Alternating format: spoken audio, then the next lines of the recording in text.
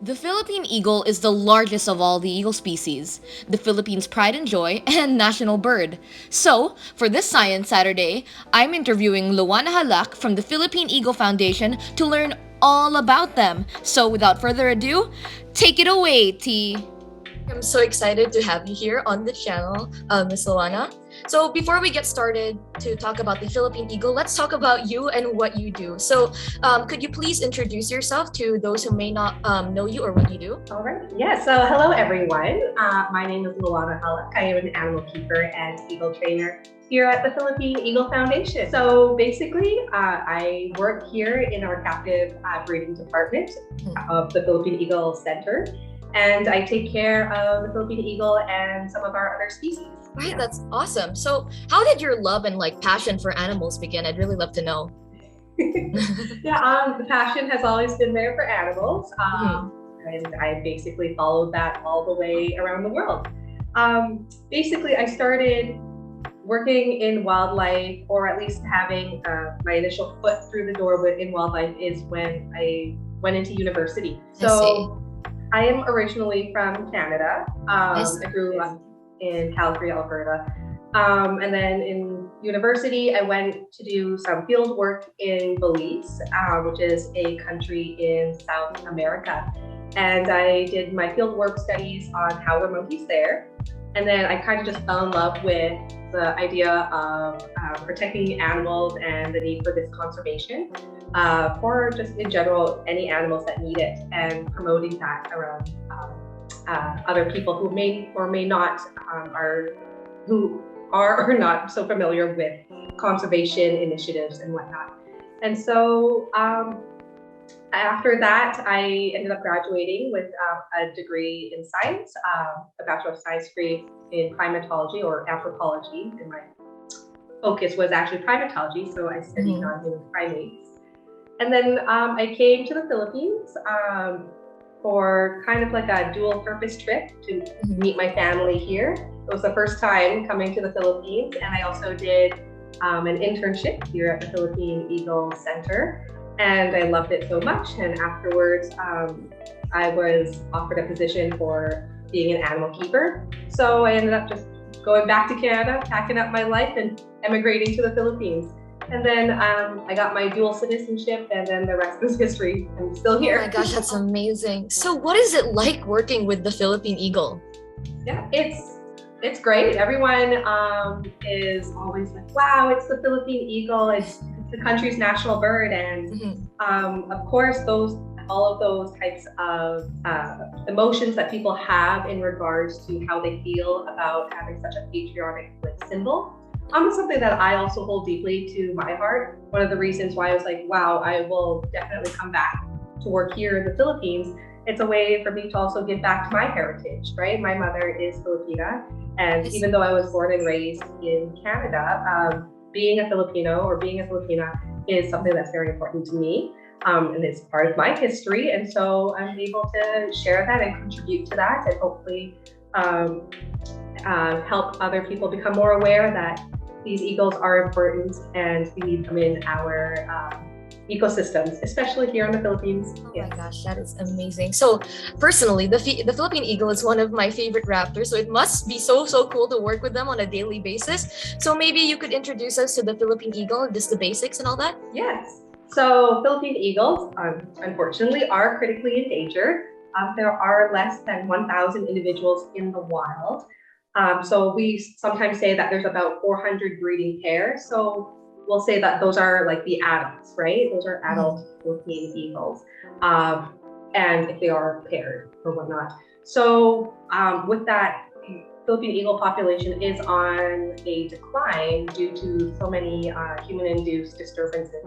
So some of those will include hunting pressures, forest destructions, mining, coaling, all those types of things that may contribute to the Philippine eagle's decline in population.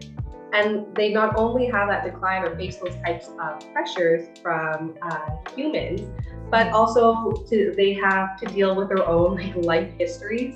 So Philippine eagles, in terms of history, they have a slow maturation rate. So meaning a delayed adult phase. So they only lay one egg every 2 years in the wild, and they wait till that egg or that chick or eaglet reaches about 2 years old, which is their fledgling stage, to be able to leave the nest. And hence why it takes up to 2 years for a breeding pair to successfully chick rear their eaglet, and then their eaglets can find their own territory.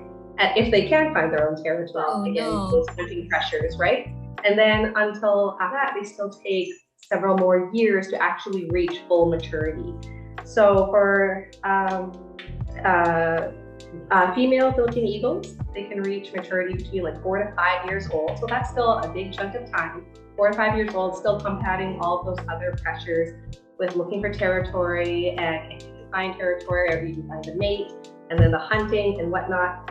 And the males will reach sexual maturity even a little bit later, so they can reach up to like 10 years. Here in captivity, it's about like 7 to 10 years where they actually produce viable production for mating, right, for breeding.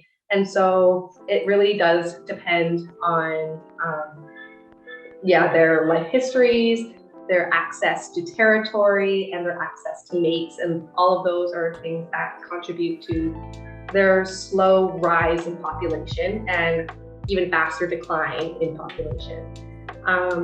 So yes, those are some facts that I can give about Philippine eagles. How long do you think would it be before the Philippine eagle can grow a steady population here in the Philippines? That's a really good question, but in my opinion, at least, I don't think it will be in our lifetime per se. Oh, I see. It is because if you think about, they are critically endangered, less than 1,000 individuals. To get to that point where they would require, or they move a next stage from being critically endangered to, I think it's vulnerable, and then whatnot to the next ones. That takes many generations to come, right? So it would take a long time, but it's not to say that we cannot make that difference now in what we're doing here at the center and our field biologists in the wild and our communities protecting the population that we have now. So because the population that we have now will eventually be able to produce more eaglets. And what we need is to protect the forests as well, because the forests are what the eagles eat. So if we can protect those forests and those habitats in where the eagles reside, which is their nesting sites, their hunting grounds, we're protecting the Philippine eagle. So we're giving them a chance, a fighting chance to survive and then continue on to the next generation. So what's the Philippine eagle's significance to the environment, and are they considered a keystone species? Yes, they definitely are. They are a vital component to their habitat, their ecosystem. They are the apex predator in their habitat, so meaning that they are technically on the top of the food chain. There's no other animals naturally that would hunt them as a food resource. The only animal that would hunt a Philippine eagle would be humans, right? And so that's the damaging effects there. Otherwise, we don't have large predatory cats. We don't have large other mammals like dogs or canines and stuff like that that would hunt our eagles. So they are the top in their environment. They do require a significant amount of territory. And then because of that, and we again protect that territory, we protect the eagle, it's an umbrella effect. So then we're protecting all of the other animals that are within that environment, within the habitat, that share that same home. We protect the Philippine eagles, we're also protecting its food resources. So those will include like the monkeys, the civets, the bats, the pythons, whatever is also within that environment is also what, you're not just protecting that one species, you're also protecting all of them in a sense. What does the Philippine Eagle Foundation do to protect and conserve the Philippine eagle? Well, one way is through our conservation breeding program, so which I am a part of. We help propagate the species in a captive settings, and then hopefully be part of a reintroduction program into the wild. So our current breeding stock here, we did successfully produce a 29th Philippine eagle chick or eaglet here at the center, and that eaglet will hopefully be part of a reintroduction program into the wild when it does reach that fledgling stage. So there's a lot of components within that time frame from then until from now until then. So hopefully everything kind of pans out in that direction. Then part of our other methods that we also try to conserve the Philippine eagles is through our research or conservation research program. So we have biologists in the field that go out, monitor our wild populations. And they also are the ones that help bring back our injured birds and that do unfortunately get injured to our facility. And then our team here also will rehabilitate them if they are deemed fit for release, or like that they their injuries are not so significant that they can be released back out into wild. We always will, that is our ultimate goal is to have them be released back out into wild and have those population numbers stabilize. And then we also have our conservation education programs where stuff like this, where we are able to talk to the public and increase public awareness through certain educational programs, either here on site at the Philippine Eagle Center or in the field where they go to local communities and also educate them about the conservation of Philippine eagles. That video of, I believe, you feeding Chick 29 with the eagle puppet has gone absolutely viral. So how does the eagle puppet help with reintroducing this chick back into the wild? Yes, great question. So the point of using a puppet for feeding, I don't have it with me, but we use the puppet for feeding to avoid the imprinting process towards the person. So the eagle puppet will mimic, right, what an adult Philippine eagle would look like during the initial stages of when the eaglet is still within our captive breeding laboratory or in our incubation lab. So that the eaglet doesn't bond or see human form, not human voices, stuff like that, to avoid that altogether. So again, it gives the eaglet the best chance of surviving in the wild and will not want to go towards humans or not, go toward human territory. And we want them to be afraid of people. We want them to be cautious and even very aggressive towards people. So that makes them want them to stay, and it'll make them want to stay away from that type of animal, right, in the wild. And so once it's out of its initial stages of puppet feeding, it's only a couple of weeks, if not sooner, or a month or a couple of weeks sooner, then it gets transferred to another portion of our facility where it is able to actually imprint with its own species. So meaning that it can watch, observe, and see an adult Philippine eagle and how they feed, how they behave, and that eaglet will therefore have a chance to find the appropriate mate later in life. That is what I look like. Because of course they don't know what they look like, right, as an animal. Mm-hmm. They don't have mirrors, they don't recognize themselves, but they'll recognize themselves through another species. So whatever they've been conditioned to or seen, then that's what they will attach to, in a sense. So yes, that would be the next phase, and that's the current phase that our eaglet is in now. Again, there's no human contact. It's very indirect, even through feeding. Feeding of a puppet is no longer necessary at this stage.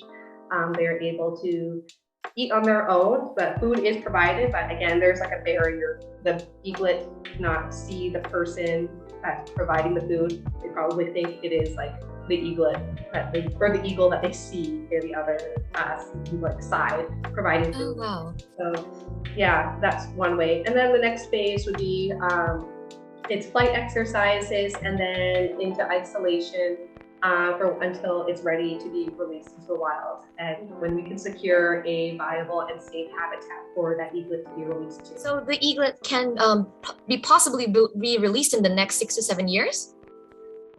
Hopefully sooner. Oh yeah, hopefully sooner. Oh, I see. That's amazing.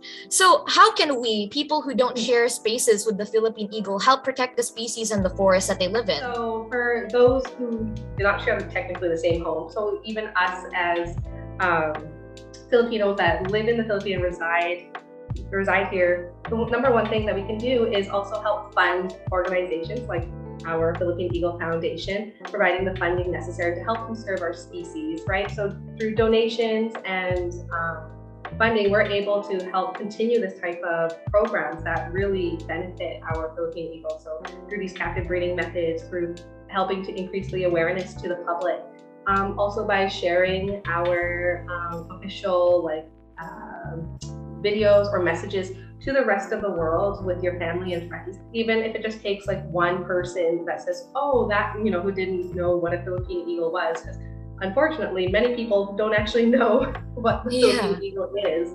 And so that one message like, oh, this is a Philippine eagle, so then you can develop a discussion about that. And then you never know where that discussion may lead. People would like to donate, people would like to come visit our center. And then again, those proceeds help us help the eagles, right? We are able to provide better means of protecting them in their natural forest homes, as well as helping to propagate them in our captive settings to be able, again, put them back in their forest homes. I see, that is amazing. A little bit of a self-indulgent question, but what is your favorite part about working with the Philippine Eagle?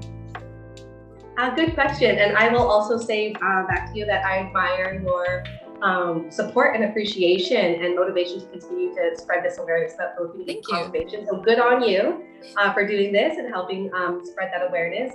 As a young Filipina and Filipino, it's very important for our generations now to kind of gain a better understanding of why they are important to protect. Not as just, oh, they're the Philippine eagle, the national bird of the Philippines, which is the #1 fact that people will see, but why are they the national bird? It's because they're only found in the Philippines and because they became critically endangered. And so we need to spread that awareness. So good for you. As for me, the best part of working here, or more or less my favorite part, is probably having a relationship with the largest bird, a bird of prey in the world. It's quite a unique position to have. Not everyone will have that type of opportunity, and so I'm very blessed to have that. And yes, I am directly able to contribute to the next generation of Philippine eagles in this way. And so that's something to be very proud of. Not only as a person, like a woman working in conservation, but also of a Filipina working in the Philippines here. So not that many women and girls are also within this type of field work or this type of conservation programs. So it's something to be proud of and that we want to share for the rest of the world, and hopefully it leads to more girls and women to want to work in conservation. That is amazing. And personally, as somebody who identifies as non-binary, we really need that representation, not only for women, but also people in the LGBT community to be LGBT people in science, which we really need representation for, because as a kid, I would have loved to see somebody who is non-binary to teach about animals. But unfortunately, I didn't get that until now. So I'm really thankful for all that you do. And so lastly, do you have a message to anyone out there watching? For those who want to be involved with conservation or animal conservation or wildlife conservation in general, my advice for younger generations now is to actually, if you get the opportunity, it's harder at this moment because it's a pandemic, but if you get the opportunity, travel. That will definitely broaden your horizon in terms of what to expect in terms of conservation in different countries, even if it's about your animals. You only see sometimes these animals just on TV or through social media or whatnot.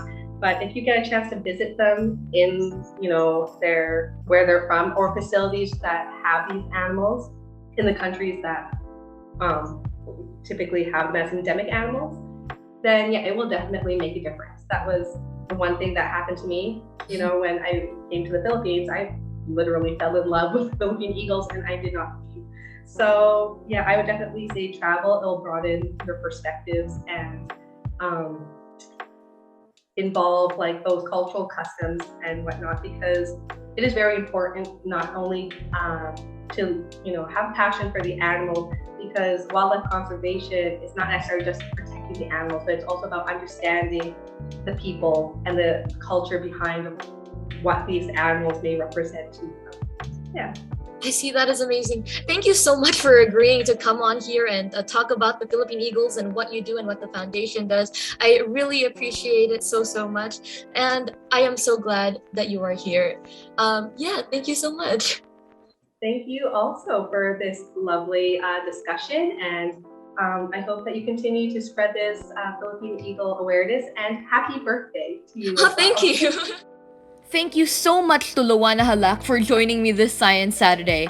And as part of my birthday, we were able to raise and donate 13,500 pesos, or the equivalent of $262.35 from our AGILA pins and commissions for the Philippine Eagle Foundation. Thank you so much for the support, and I'll see you next Science Saturday. Goodbye!